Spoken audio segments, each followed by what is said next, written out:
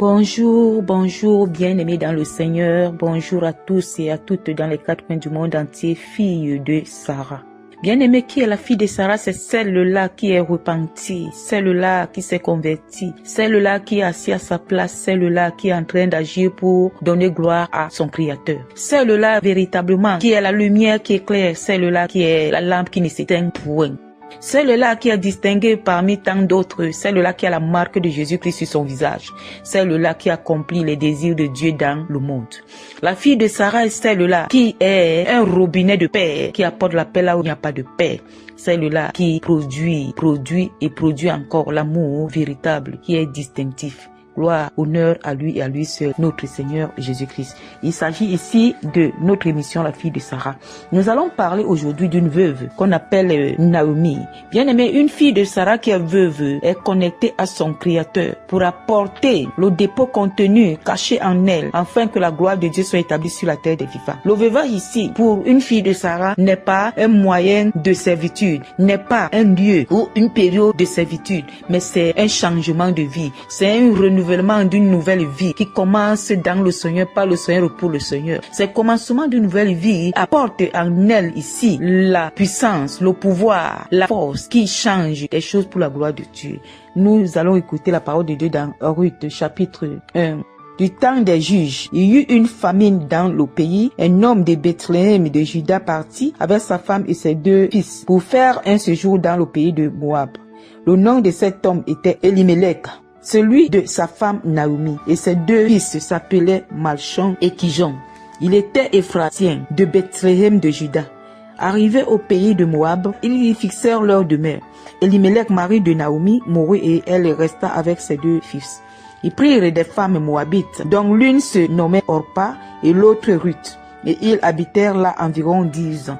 Malchon et Kijon moururent aussi tous les deux, et Naomi resta privée de ses deux fils et de son mari. Puis elle se leva, elle et ses belles filles, afin de quitter le pays de Moab, car elle apprit au pays de Moab que l'Éternel avait visité son peuple et lui avait donné du pain. Bien-aimé, la fille de Sarah sait quand il doit quitter le lieu avant que le lieu ne la quitte. La fille de Sarah connaît et comprend les saisons et les temps qui lui sont présentés par son Créateur. Ici là, Naomi avait compris que le temps qu'il fallait passer dans ce pays Moab était arrivé à son terme dans sa vie et elle devait continuer son chemin parce qu'il devait commencer un nouveau départ avec son Créateur. La voilà qui, à un certain niveau où elle avait perdu son mari et ses enfants, elle se décide donc de retourner dans son pays parce qu'elle a reçu une information qui lui venait de la part de son Seigneur que Dieu avait visité son peuple, la famine qui était passée. Alors nous sommes dans le verset 7. Elle sortit du lieu desquels habitait accompagnée de ses deux belles filles et elle se mit en route pour retourner dans le pays de Juda.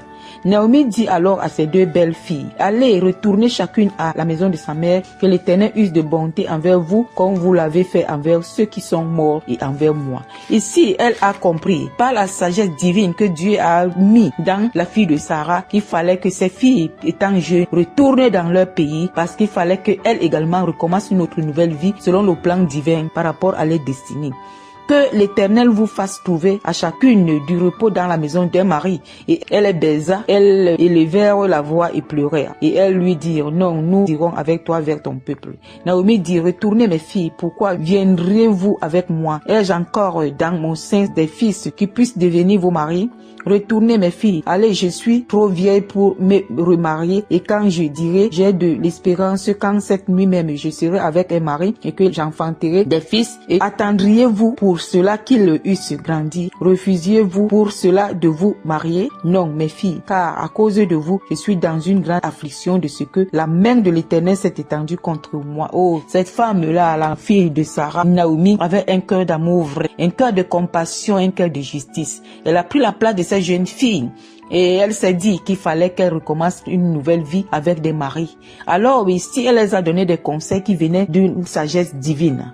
Et nous allons écouter le verset 14. Et elles élevèrent la voix et pleurèrent encore. Orpa baisa sa belle-mère, mais Ruth s'attacha à elle. Alléluia. Naomi dit à Ruth, voici ta belle-sœur est retournée vers son peuple et vers ses dieux. Retourne comme ta belle-sœur. Ruth répondit, ne reste pas de te laisser, de retourner loin de toi. Où tu iras, j'irai. Où tu demeureras, je demeurerai. Ton peuple sera mon peuple et ton Dieu sera mon Dieu. Bien-aimé, La fille de Sarah est une fille où quand le temps de Dieu arrive, les bonnes connexions restent avec elle. Les mauvaises connexions se détachent d'elle. La Bible dit ici que Orpa est partie et Ruth s'est attachée à Naomi. Pourquoi? Parce qu'elle était une fille de Sarah et elle avait la volonté de Dieu en elle. Et dans la volonté de Dieu, elle était également la servante et l'instrument utile de Dieu. La fille de Sarah est un instrument de valeur, d'honneur pour son Créateur. Et si, quand on continue à écouter cette histoire, nous allons voir que cette femme a joué son rôle en tant que missionnaire de Dieu sur la terre des vivants. Bien aimé, il y a pas un moment où, pendant que tu es la fille de Sarah, Dieu permet que, avant d'entrer dans ton destin original, Dieu te prépare d'abord par un événement douloureux où ça dépend. Ici là, elle était dans la préparation de son Dieu au travers de ce mariage qui lui a donné 2 enfants.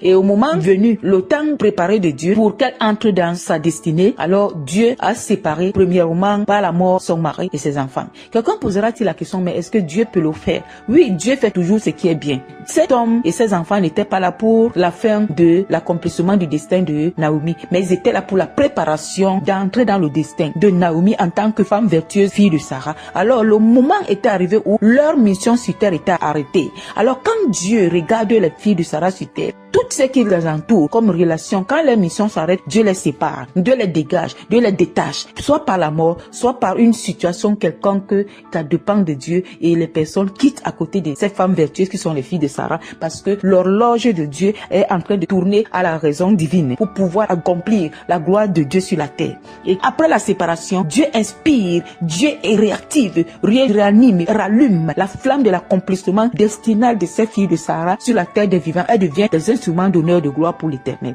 Alors quand nous continuons à écouter cette histoire, nous allons voir qu'elle était un pont, une portée de gloire de Dieu pour la lignée de Jésus-Christ de Nazareth sur la terre. Parce que c'est Ruth qui est la grand-mère de Jésus-Christ de Nazareth, de David, pour pouvoir apporter l'éclairage de la généalogie de Jésus-Christ sur la terre des vivants. La lignée de Jésus sur la terre des vivants. Et Naomi était là pour préparer Ruth à l'introduire dans le plan divin.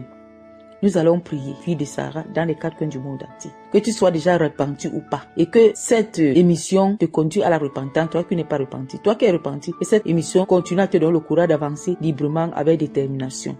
Père, nous te devons, nous t'exaltons, nous te remercions parce que nous savons, à l'instant au travers de cette émission, tu as déjà bâti en nous le dépôt consistant pour l'accomplissement de notre dessein véritable en tant que fille de Sarah sur la terre des vivants. Merci parce que tu as accompagné notre mère Sarah au début jusqu'à la fin et tu le feras avec nous parce que quand tu commences, tu termines. Reçois la gloire, c'est l'exaucement de tout ceci dans nos vies, dans le sang du sang de l'agneau, ainsi soit-il. Amen, amen, amen.